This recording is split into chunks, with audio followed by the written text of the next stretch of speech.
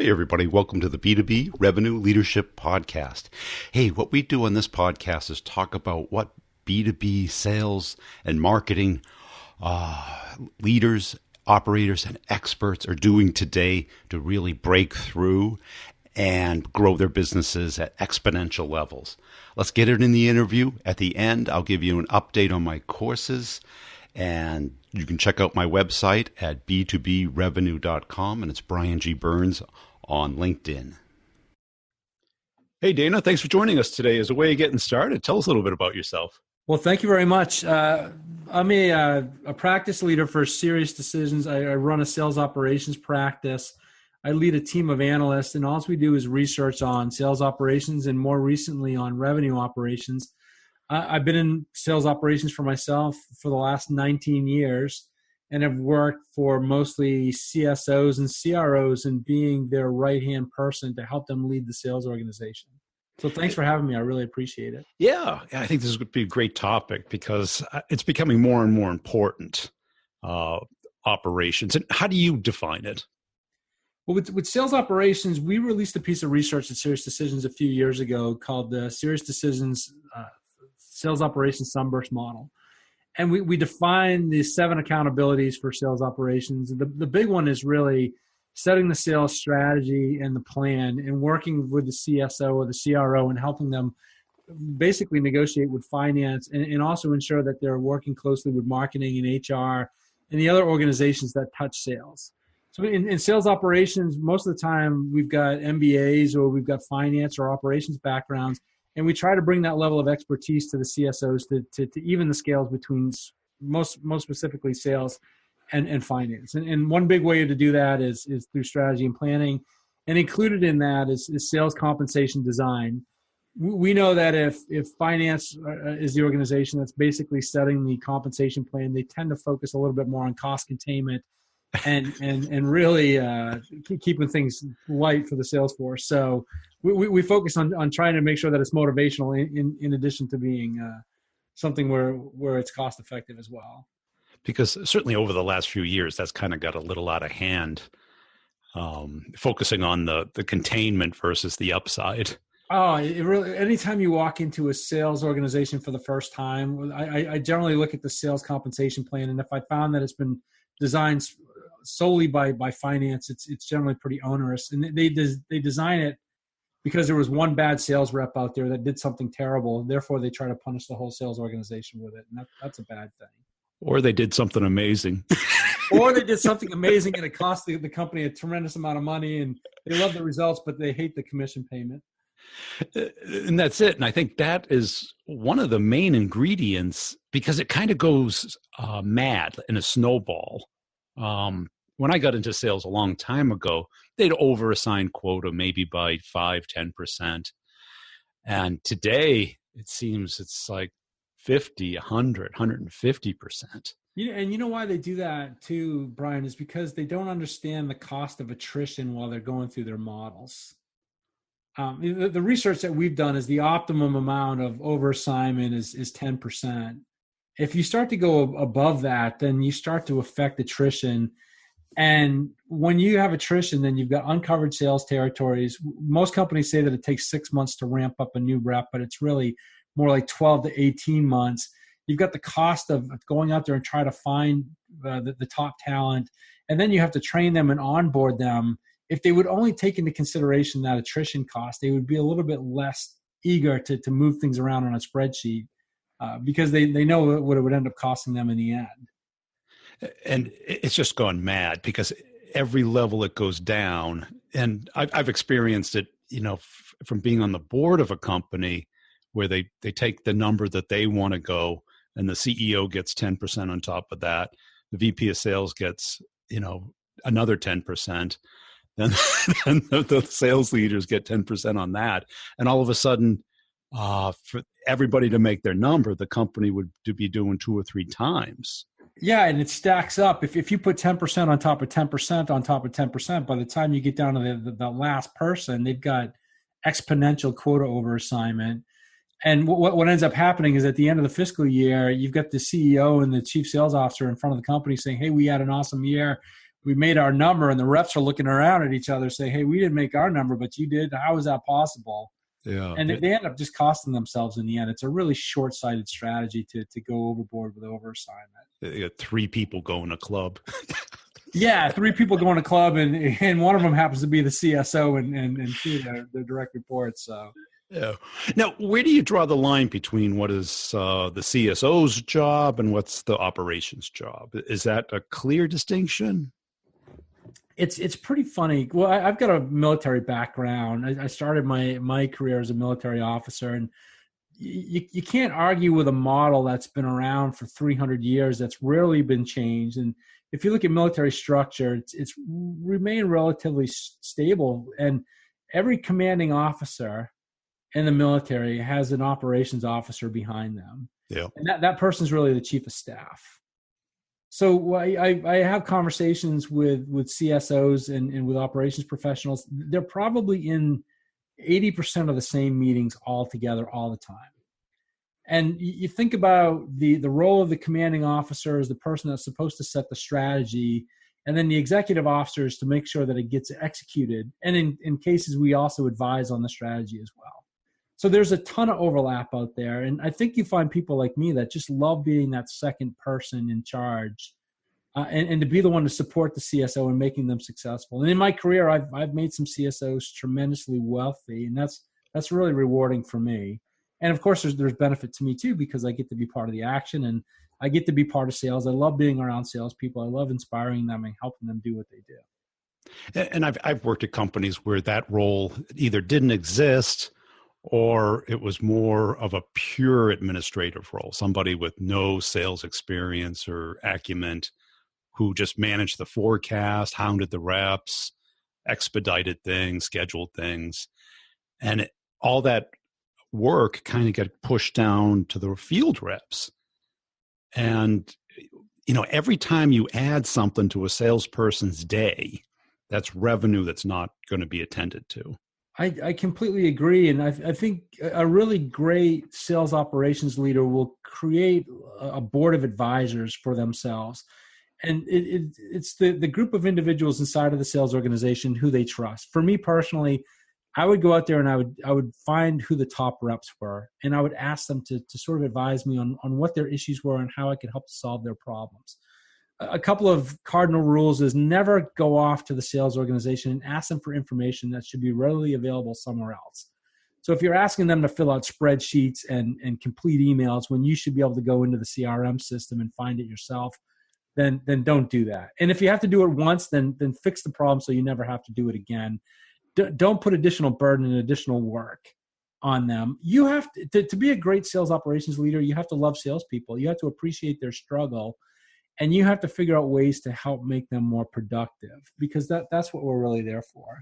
And I'm sure in your career, you've probably seen bad sales operations leaders, those administrators who thought their job was to extract information from them and to make their lives worse. Oh, yeah. I've had it in the case where they were the only people authorized to issue quotes. Right. And all of a sudden that becomes a bottleneck because they're getting a bagel toasted and I'm in a car waiting to get a quote and I could do it in 5 minutes. It's going to take them 35, to look asking for zip +4. And I go, we're not mailing them anything. It doesn't matter. It's just a lot of frustration. And I think today what's happening is there's all this technology pounded on them. Which there's an overabundance of technology, and it's easy to try to go out there and find a solution that they think can solve all these problems, and then just you do it with the idea of, hey, I think I could extract even more information out of my salespeople by having them work with these additional tools. And I think a bad sales operations leader will do that to try to make their own lives easier. And then, not to focus too much on the bad sales operations leaders, but I've seen the ones that look at what sales reps are making and they get envious of the compensation levels where they see them. And that's a terrible place to be. And it's understandable, because it is, there's a certain element to sales that is luck and time. But they're never envious of the years where the reps are making 0 because they're having a bad year. So there's so many ups and downs to sales that you have to be willing to take into consideration and to Yeah, accommodate. they're never at the airport at 4 a.m. on a Friday. No, Yeah, trying to get the next flight out, to beg and plead to get the order through before the end of the quarter. that's right. So in your experience, what's been your interaction with sales operations? Has it been positive, negative, neutral? It's been all over the map. I was mostly a startup guy, so it was kind of skinny. And then, I'd be through an acquisition with a huge company, one of the biggest. And then it became, and I was a first line manager. Then it became almost my whole job was just getting orders through, compensation plans done. And the onus was kind of on me. So I certainly appreciate it. And I'd always would encourage the VP of sales, hey, let's get somebody to do this, because it is a real role. And, I've been out of it for a while, but I certainly see the need. Because if the sales leader, the CSO, takes it on, it's just too much work. So I've been doing it for 19 years, and I realized I was having some success when I saw people who were sales reps or sales managers who had left companies and gone on to be promoted into sales executive roles. And then they would call me to ask me to go and be their sales ops leader. And to me, that was the ultimate compliment, because they saw value in what I did when they were not part of the executive team. That was validation that I had done my job and I'd made their lives easier. And then they wanted to bring me on board to help do what I had done for them for the reps that they now led and managed. And I think that's the pinnacle of success for any sales or revenue operations leader, is that you're recognized for someone that helped make people's lives easier within sales organizations. And actually, your actions had a direct impact on overall company results, and you moved the needle for them. And that's it, because I spend too many days of the quarter sitting in a hotel conference room with the sales VP and somebody who was the forecast Nazi, and we go through each deal, real gory detail, and it would all be forgotten in about 48 hours. Yeah. And you mentioned, well, a couple of things. I was at a conference in New York City a couple of days ago, and somebody asked one of the panel leaders, hey, what are the attributes you look for in a sales enablement leader for the company and a sales operations leader for the company? And the number one attribute that they mentioned was having empathy for sales and what they go through. And I think that's incredibly important. Now, I've been that forecast Nazi in some cases. And in some cases, you have to be, because there are reps out there. Look, if they can't answer basic questions about the deal, about the opportunity, if they can't represent firsthand the interactions that they've had and where they stand, then that's a pretty bad sign. It is. Yeah. And you wrote a great post about don't ask reps about probability. Yeah. You remember. It's funny, too. I just put something up on LinkedIn today, and artificial intelligence is a conversation that comes up a lot. And I was with a bunch of professionals about 18 months ago, and I'm not a baseball fan, and they were all data scientists and leading VCs in the San Francisco area. And I glanced over at the screen as we're having a conversation. We were in a hotel suite, and I noticed that there was a new dimension of baseball, that there was a robot umpire that was calling balls and strikes. I'm like, that's amazing, because now they can do it with a fair bit of accuracy. And if you go and you do the research, you'll find that the umpire's inaccurate, or they get it wrong 48% of the time. They call balls when they're strikes or strikes when they're balls, and they actually widen the strike zone, and they're calling it incorrectly. So if an umpire is wrong 48% of the time after the event, the pitch is the event. Imagine that we go back to sales reps and we expect them to be 95% accurate 90 days out in advance of a quarter without any kind of assistance whatsoever. When they especially have a personal win in it, either by keeping their jobs or keeping their manager off their back or outside of the deal. Oh, absolutely. I say that we and reps, I should say sales leaders get excited when I tell them this. I said, but we ask reps to lie about their Of course we do. And they said, well, what do you mean? I said, well, how many times have you had a rep give you their forecast at the beginning of the quarter and it's way off their number, and say, I can't accept these numbers. Go back and rework the numbers. And they just come back and tell you whatever you want to hear anyway. Yep. So I've seen artificial intelligence gather better information for reps because we over rely on intuition to call a number, and we're all biased, all of us, sales ops, sales enablement, the sales reps themselves. But now the artificial intelligence solutions are going out there and reading all these different data signals, not just the firmographic information of who's the account and how many people do they have working there, are they publicly or privately traded, but they look at history of, hey, we've had deal sizes like this before, and here's the accuracy rate, and we know the personas of the individuals, that buying unit that's involved, and we know what the success rate is there. They'll take additional calculations like, hey, what happens if the chief procurement officer appears in the opportunity? It's literally making reps' lives easier. I think it's really transformational, and I think it's going to make things better for reps because we're not going to ask them to put their necks out any longer, alone anyway.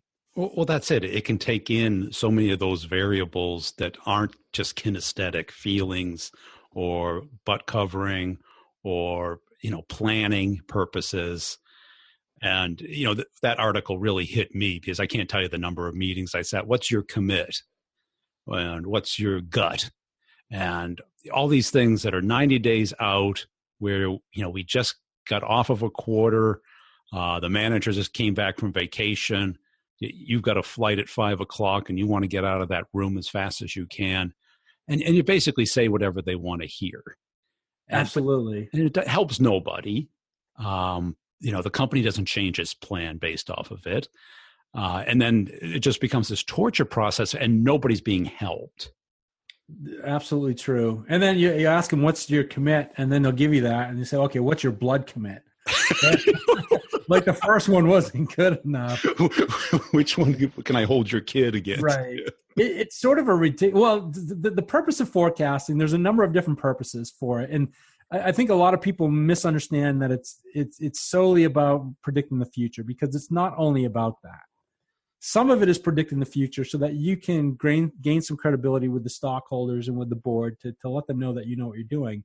But part of it's also about communication on that weekly basis to get information flowing backwards and forwards between managers and reps and understanding what's happening so that they can coach reps on what their experience has been. But the last part, and probably the one where most sales leaders put the emphasis, is on creating a compelling event to motivate reps to take more actions to close deals by the end of the quarter. So they know if you've got 90 days to do it, they're going to put pressure on you to try to get you to accelerate those deals. And I think an operations person can give a better coaching in some cases because they don't have that line responsibility, meaning that the rep doesn't report to the operations person. Yes. But the questions. If someone says it's in procurement, okay, who in procurement are you talking to? Well, nobody yet. Well, how do you know it's in procurement? Well, I emailed them the quote. And it's like, well, that doesn't mean much. The little asset tests of really understanding where a deal is. So what I'm seeing happen because of technology is that those conversations and those questions are getting answered by the technology. So because we're able to track what happened with the email and also what happened with meetings, and in some cases, you've got solutions that are going in there and actually listening to conversations and testing for things like sentiment and looking for the agreements that were made and whether or not those agreements were being followed up on. We're spending less time in sales operations trying to gather that information, trying to interpret that information, and more time presenting it to reps and to the sales managers so that they can take action based upon the information. So using your example of, is it in procurement? Well, we can tell without asking anyone if it was emailed to someone in procurement. We can tell if they opened that email. We can tell if they forwarded that email. And if you've got a contract lifecycle management solution out there, you can tell what different lines of the contract have been interacted with. That's a great point, because I think that the next level, not just AI, but also KPIs that are based off of quality instead of just quantity. That's right. Yeah. And I've heard some vendors say our goal is to make the sales rep the CEO of their own territory. And I think that's brilliant because in sales ops and rev ops, we've spent way too much time extracting information from reps, gathering that information and then representing it back to the board and to the executives, but not pushing that intelligence back down to the sales rep so that they can make better decisions. And I think that's a big change that we're seeing happen. It has to happen, because I think, that this advent of, hiring college kids to get meetings, and even the inbound marketing to create all of these leads and incentivize marketing to get quantity. But then all of a sudden now we put it into a system and everybody has to process it, regardless of the quality of it. Right. So I have about 500 conversations with Serious Decisions clients per year. That's just me. Multiply that by 6, the people on my team. That's 3,000 conversations. And lately in the conversations that we've been having with sales ops and sales professionals is, look, I want to change the way I'm informing my reps of what's happening. I want to tell them stories instead of giving them data. So that, to me, that's telling them what occurred, why it occurred, and what they can do to try to change the course of action from that point forward. And I think that's a critical next step, because I talk to reps mostly all day. And the number one thing is, well, how do I do what you're recommending when my manager just wants me to make 50 calls? And yeah. It's like, I'm trying to help you sell, not manage your manager. And in a better world, that rep would be given the information that would inform them on whether or not making 50 calls is the right thing to do or not. They should have a response back to the manager to say, look, the data shows that if we make 50 calls, we're only going to close 2 more. But if we make 25 to highly qualified prospects, then we're going to close 50% more. It's so weird. It seems like we've tried to keep the intelligence within a confined number of people. And the new philosophy is share the intelligence, let people make decisions for themselves. And I think that's one of the things that's going to come out of all this AI is being able to give reps feedback immediately. Yes. And that's kind of independent of personality or war stories or, differences and approaches that have happened over the years. What is the number one thing that you're hearing from your clients as far as what they're up against? Right. Well, there's a general playbook that occurs within sales operations. Number one, the sales operations leader goes into a company, and oftentimes the forecast is not accurate. So the number one priority is to try to improve that accuracy, and you can do that. Yeah. And then the number 2 problem is that the compensation plan is not aligned with corporate goals. It's onerous. It's not motivating. So the 2 highest priorities I see from sales and revenue operations people is fixing forecasting, fixing reporting, and then fixing the compensation plan so that they can start to focus on more strategic initiatives that are looking 2 and 3 and 4 quarters out. So what's emerging out of that is trying to get better alignment between sales operations, between marketing operations, and between customer success. So we're seeing the emergence of something that we call revenue operations, where the operations groups are, if they're not merging organizationally, they're at least trying to align better, because the reps are complaining that they're getting too many leads that are not high quality, and marketing is beating their chest saying we're sending all kinds of leads out there and the reps are not following up. And I think companies are tired of that angst between sales and marketing continuing to exist, and they want us to fix that problem. Especially today, where the need for inbound marketing for just contacts has disappeared. Everyone is now visible. That's correct. Yeah, I completely agree. Yeah. So the only inbound you want are people in market at some levels, at least the curiosity stage. Yeah, and they've shown some evidence that they're at least interested in what you're doing and what you have to offer. I would say that the next level beyond those tactical fixes that I just mentioned is alignment between sales, marketing, and customer success. Now, customer success is really growing in prominence because of the shift from perpetual product sales to subscription product sales. And most companies are making that transformation. And with subscription, you now have the daily ability to understand how engaged that customer is with the solutions that you've been selling. You can test it on a daily basis. Are they using the solution? Are they happy? Are they getting what they need? And then you can respond much more quickly to that. Now, what happens is that if you don't have a customer success function that's ramped up, the rep takes that responsibility on to themselves, because they know if the customer's not engaged, if they're not happy, they're never going to renew, and they're not going to be a candidate for cross-sell, upsell. And it's a real productivity drain on the rep because they're engaged in post-sales activities. So I think one of the most important things that a company can do, especially in a subscription-based model, is to think about the customer success strategy and try to take that responsibility off the rep as quickly as they possibly can, so the rep can get back to selling and get out of servicing. Now, let's go back to the compensation plan. What have you seen as far as best practices? Best practice is to have a compensation plan that aligns with corporate goals and strategies. So that means if the CSO is held accountable for bookings, then the reps and the managers, everyone should be held accountable for bookings.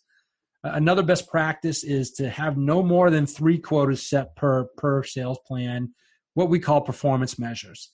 And ideally, it's best to have 1, but you've seen those compensation plans where they over-engineer it and they've got 6 different quotas out there. It's ridiculous. The reps can't do it. And then if you're going to have 3, make sure that none of them are ever weighted less than 15%, because reps will not focus on anything that's going to affect less than 15% of their compensation. So make sure it's aligned, make sure it's simple, make sure that it's motivational. And how about anything that's based off of non-revenue activity, meetings? Does that really make sense? Well, I'll say it depends. Now, if you're an account executive or an account manager and you've got an existing book of business and you're closing business all the time, it doesn't make any sense to have an MBO for that at all. In fact, you're paid a base salary to take care of that stuff.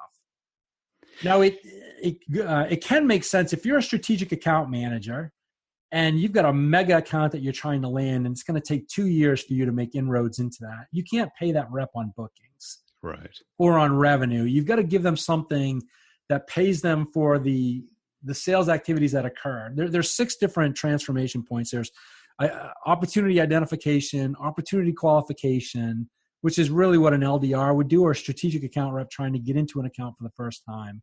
And then after that, it's bookings, revenue, cash collection, and customer success. It's most ideal to pay a rep on booking because you're paying for that point of persuasion, and that's what they can affect. And have you seen a trend towards this 6-month or even a quarterly compensation plan? We see companies that try to do the 6-month ones. It's somewhat distracting because you're constantly in quota setting mode, and it creates a lot of anxiety for the reps. Yeah. So the best one is to try to keep some sort of an annual plan with quarterly motivation. The ones that are really effective is that, let's say you've got an annual quota, but if you pay the rep some spiffs for hitting quarterly targets as they're going along, that it's very motivational and it works. And you feel the overassignment of no more than 10%? Is that? Yeah, no more than 10%. You need to have some quota assignment out there because you've got a CSO that's responsible for hitting their number. Yeah. They need to have some assurances that they're going to be able to do it. And then they also have some attrition that's going to occur in the organization as they go through.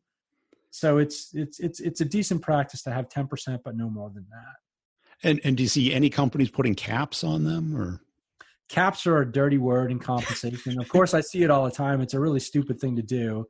And I'll tell you why, because a sales rep is on what we call an at-risk plan. So there's an implied agreement in an at-risk plan. The rep is saying, I'm willing to put a portion of my compensation at risk based upon my performance. It's the most ballsy thing that you can do as an individual, is to say, I'm willing to put my money where my mouth is, and you can compensate me based upon whether I do what you want me to do or not. And implied in that is that you're going to punish them if they don't do it, but you're going to greatly reward them if they overperform. So when you put a cap in, you're putting their compensation at risk, and then you're not giving them any of the upside for doing so. So it's just a really bad idea. And is the acid test of a good comp plan that the rep doesn't have to have a Excel pivot table to figure out how they get paid, or? Yeah, I mean, you should be able to do it on the back of a napkin. And the best plan out there is to pay somebody on bookings, to have a tiered compensation structure where they earn accelerators once they get over 100%. Now, there's something that reps, and, sometimes I think about opening a business doing that, where I could help reps understand their own compensation plan. The way that you take your tax forms to your attorney and ask them what it means. Sometimes they need that.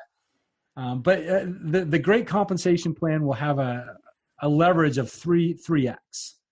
So that means if you're a top performer in your company, if you're in the top 10 to 15%, you should have the ability to earn 300% of your target incentive. Yeah. So that means if your target incentive is $110,000 per year, that's in addition to your base salary. If you're at 150% of your quota, and that's what your top 10 to 15% of your reps achieve, then you should earn $330,000 in target incentive plus your 110 base. That's the acid test. This is a 3X plan. I like that. Hey, this has been a great conversation, Dana. Where can people go to connect with you and learn more about your work? Sure. The best place to find me is on LinkedIn. I'm all over the place, but I work for Serious Decisions as well. I'm the practice leader for sales operations strategies. And I'm also on Twitter at Danatarian. Hey, I hope you enjoyed that interview. Hey, I want to make sure you're checking out B2BRevenue.com. That is where you can get a free copy of an ebook that I did. It's a real ebook. It's not a fluff book. It shows and talks about how companies make buying decisions and how you can influence that from both a marketing and a sales standpoint, how to find all the people that are in the decision path and what they need to see, know, and touch and feel before they make a product selection. If your team needs some coaching, some help, some training, some systems, some processes that do work today, because we know what doesn't work, or what doesn't work, I'll show you what does work and how to connect and get into pretty much any account. It includes deal coaching and content, community, and I can customize it for your particular company. Just go to B2BRevenue.com, look under training, schedule a call with me. We can talk it over, or just sign up. You can pay per month or all at once, whichever makes most sense for your budget. Also, I put out videos pretty much daily on LinkedIn and on YouTube. On LinkedIn, it's Brian G. Burns, and on YouTube, it's Brian Burns Sales. Just search for that if you like to consume some video content. And if you see me on LinkedIn, please put a comment and a share and a like on some of the videos. I really appreciate it. I've got a company page for each podcast. This one, the B2B Revenue Leadership Podcast, where I put both content and humor videos out daily.